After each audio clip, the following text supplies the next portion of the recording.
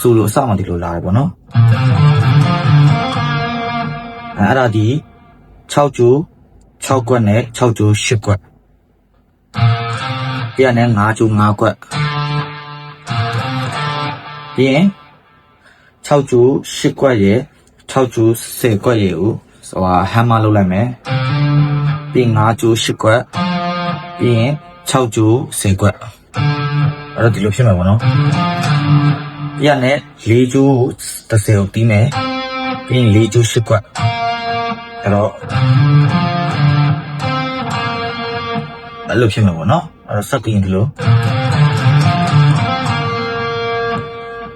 ပြရနေမှာ scale လေးပြေးမယ်ပေါ့နော် major scale ပါပဲmajor C major တွက် D sharp ပေါ့နော်ဟိုကီးရ D sharp ဆို D sharp major scale ပေါ့နော်ဒီ position ပေါ့နော်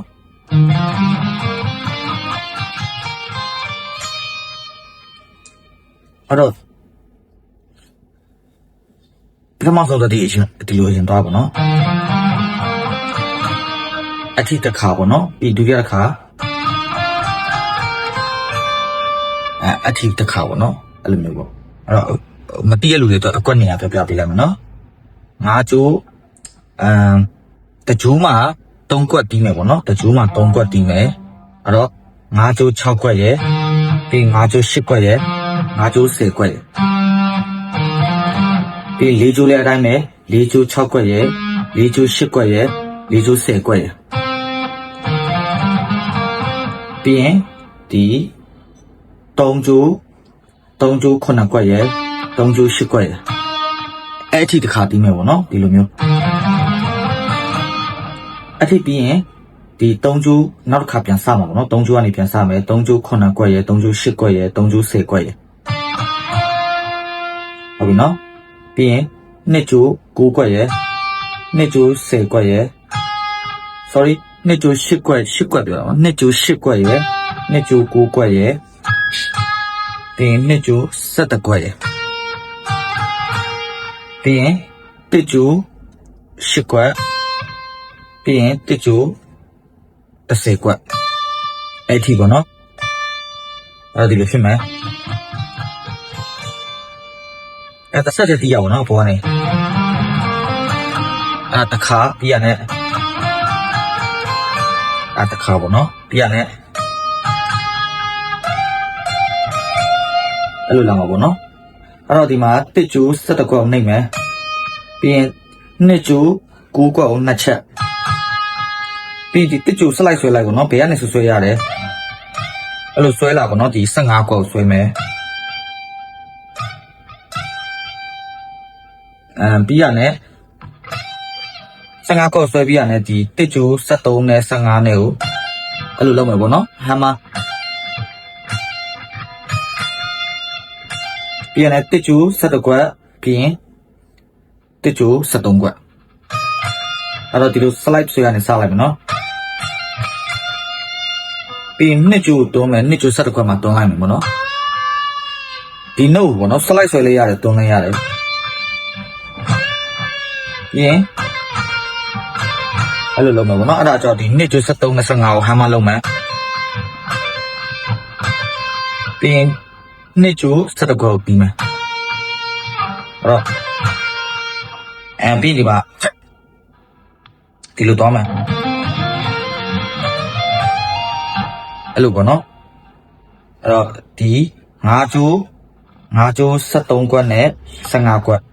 ပြီးရင်4ကျိုး73ကွက်နဲ့15ကွက်ဒီလိုပြီးမယ်ဟမ်မာတွေပဲတော့တစ်ချက်ပဲပြီးမယ်နောက်တစ်ချက်ပြီးရနဲ့3ကျိုး15ကွက်နဲ့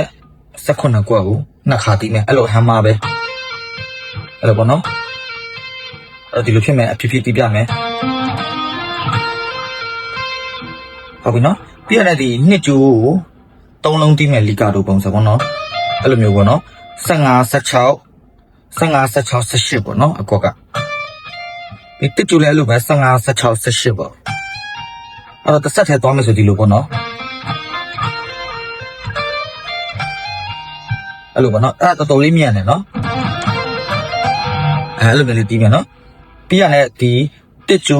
22မှာဟောပေါ့နော်23ကွက်ကိုသွန်းမှာ23ကွက်ကိုသွန်းတဲ့အတန်တော့ဘယ်အထိရောက်မလဲဆိုတော့အပြည့်သွန်းမှာဆိုတော့ဒီ25ကွက်မြောက်ဒီမှာကတာမှာတော့မပါဘူးပေါ့နော်24ပဲပါဘူးဒီ25မြောက်နှုတ်အထိရောက်အောင်သွန်းတော့ပေါ့နော်ဒီ23ကွက်ကိုအပြည့်သွန်းမယ်ပြီးတစ်ချက်ပြန်တီးမယ်ပြီးရင်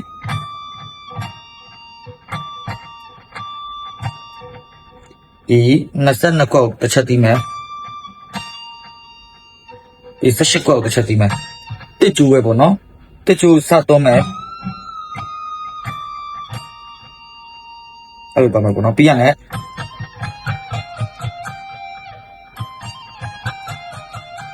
အဲ့ဒါကြောင့်ပမာလဲဆိုတော့ဒီတစ်ကျူ20ရယ်တစ်ကျူ18ရယ်ကိုဟမ်မာလုပ်လိုက်မယ်ဒီလိုပေါ့နော်ပြီးတစ်ကျူဒီ16ပြီးမယ်ပြီးနှစ်ကျူအဲ့လိုပေါ့နော်ပြီးနှစ်ကျူဒီ20ရယ်နှစ်ကျူ18ရယ်ပြီးနှစ်ကျူ16ရယ်အဲ့တော့ဒီလိုဖြစ်မယ်ဒီပြန်တီးမယ်အဲ့တော့ melody ရကြည့်လို့အကွက်ကဒီအကွက်တွေပဲနော် melody ရကြည့်လို့ဖြစ်မယ်ပြီးနောက်တစ်ခါနှစ်ကျူမှပြန်လုပ်မယ်အဲ့လိုပေါ့နော်အဲ့ဒါဒီနှစ်ကျူ20ရယ်18ရယ်ပေါ့နော်ပြီး16ကွက်ရယ်ဒီအဲ့ကနေဆက်လိုက်ဆွဲလိုက်မှာ17အထိပေါ့နော်နှစ်ကျူရဲ့17ကွက်အထိဆက်လိုက်ဆွဲလိုက်မယ်အဲ့ဒီလိုမျိုးတစ်ဆက်တည်းတီးမယ်ဆိုဒီလိုဖြစ်မယ်ပြီးရနဲ့အဲ့ဒါဆိုဒီ3ကျူ73ကွက်12ကွက်ပြီး10ကွက်ပြီး4ကျူ73ကွက်ပြတဲ့ဒီ3ကျူဆက်လိုက်ဆွဲလိုက်18ကွက်ထိပေါ့နော်ကြိုက်တဲ့နာဆွဲလို့ရတယ်ကြိုက်တဲ့နှုတ်ကနေဆွဲလာလို့ရတယ်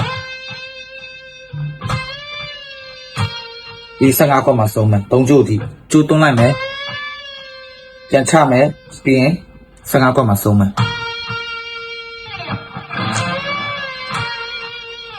ဒါပဲပေါ့နော်အဲ့တော့ဖြည်းဖြည်းလေးတစ်ခေါက်တီးပြလိုက်မယ်နော်ဒီစကီလာပြီ